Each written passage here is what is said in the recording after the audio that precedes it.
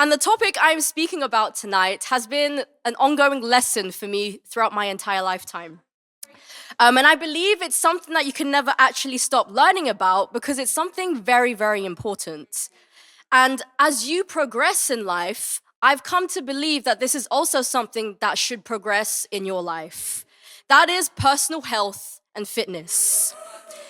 In Proverbs 31, verse 17, in the Amplified Version, it says, "She girds herself with strength, spiritual, mental, and physical fitness for her God-given task and makes her arms strong and firm." Now, the word gird, it means to prepare oneself for something difficult or challenging. The NIV version says she sets about her work vigorously, describing someone who approaches their tasks with great energy, determination, and enthusiasm. Sisters, is this how we approach our personal health and fitness? And in verse 31 also, verse 27, in the Amplified Version as well of the same chapter, it says she looks well to how things go in her household, and the bread of idleness, gossip, discontent, and self-pity, she will not eat. Eat meaning to devour or to consume. Idleness meaning slothfulness, sluggishness, inaction, or inactivity. Sisters, what are you eating? What are you consuming? The Proverbs 31 woman refused to eat and indulge in such things. Many women, including myself, are inspired by the women of noble character. But I want to pose this question to you. Are we willing to do what it takes to become a woman of noble character?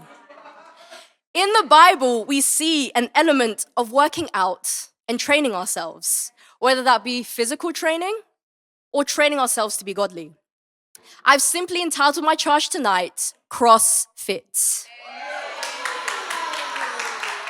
So CrossFit, it is a high-intensity fitness program that combines a variety of exercises to improve strength, conditioning, and overall fitness.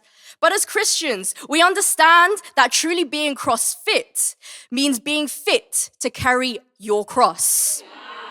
Running the race that God has set out for you to run, and to run it in the best shape possible. This not only includes the physical, but includes the mental, the emotional, and most importantly, the spiritual. Pursuing health and fitness is something universal because it benefits everyone. However, engaging in physical activity and fitness and health is a personal choice. No one can do it for you. And it's aimed at improving one's well-being, confidence, and the quality of life. And health and fitness is not about looking good. It's about feeling good, thinking good, and living good. The word health, it originates from the Old English word hail, which means wholeness, soundness, or well-being. The root of health is connected to words like heal, to make whole, and also the word holy, so that's spiritually whole. The word fitness originates from the Old English word fit, which meant to be suitable, proper, or well-suited for a purpose. Now, here are a few benefits of taking care of health and physical fitness. Number 1, it reduces health problems. Number 2, it boosts brain functions. It helps improve your responses and your ability to shift focus and your responses to things. Number 3, it improves your mental health. This is a great quote. "Exercise is the most potent and underrated antidepressant. It has immediate effects in the brain. It releases dopamine, serotonin, noradrenaline, and it leads to an increased mood after a workout. Number 4, it develops discipline. And number 5, it instills confidence. You feel a bit more confident after you've worked out." But according to a professor of neuroscience, Wendy Suzuki, she says that exercise is the most transformative thing you can do for your brain, for a better mood, for better energy, memory, and attention. I would like to now turn your attention to a few examples of women who girded their arms with strength and certainly did not eat the bread of idleness. The first woman I want to highlight is Jael in Judges chapter 4, verse 21. She had physical strength to drive a tent peg into the head of Caesarea with a hammer. Now, I don't know if you've ever seen the human head and a tent peg from back in the day with a hammer. And she did it quietly. Now, I don't understand how that's possible, but can you imagine, like, hitting a hammer into a temple of a person's head? That requires an amount of strength to do so. That blows my mind. Another woman I want to highlight is Ruth. So, in Ruth chapter 2, verse 17, she put in a full day's work gleaning in the harvest fields, morning until evening. Now, gleaning in the harvest field, it would require a significant amount of physical strength because you had to have sustained focus, endurance throughout the whole long workday under the sun, often with very little food and water. And it was physically demanding, and it required considerable back and leg strength. And of course, how about Jesus Christ himself? He was CrossFit. He was fit. He was well suited for his purpose and he was healthy. He worked as a carpenter. The Greek term is tekton, more accurately translating into builder, indicating he likely worked with materials such as stone and wood. The profession would have required significant physical labor. Also, he and his disciples walked extensively everywhere, pretty much on foot. He also carried the patibulum of the cross, which he was crucified on, and he was also nailed to the cross, and he would hang on the cross for hours. If Jesus wasn't physically fit, he wouldn't have been able to hang on the cross. So sisters, our bodies are a temple. How are we treating it? We have to take care of our bodies because ultimately it's a temple, and in order for it, we need to take care of it to give glory to God. And I want to lift up a few sisters. I want to lift up Bianca. Like, I don't know if you've seen her. She had an Instagram video, like, I don't know if it was yesterday or like the day before, but I saw her do some like bicep curls. I was like, woo, you see that top muscle like protruding there. I also want to lift up our sister B. She's also going after physical fitness, and also Nella as well. And of course, what can we say about our mother in the faith, Michelle? She has a great example of being physically fit. But I just want to give you some practicals on ways to go after our health and fitness. Number one, a balanced diet. Now, eating a variety of foods, you have to incorporate plenty of vegetables, fruits, whole grains, lean proteins into your meals. Also, limit sugary foods and drinks, reducing the sugar that you intake. And also monitor your portion sizes. And the biggest thing as well, watch what you're snacking on, because this is what builds up over a period of time.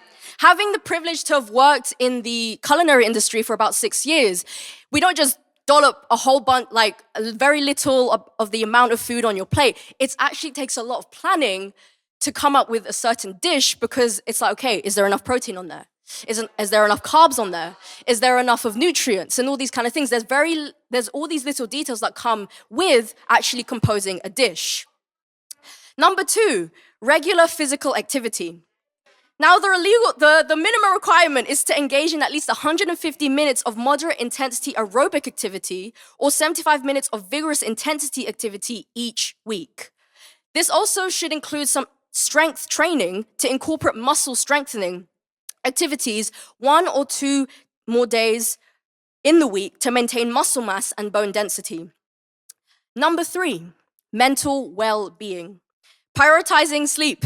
Sleep is important, guys. Aim for at least 7 hours of quality sleep each night to support mental and physical health. And another thing, manage stress.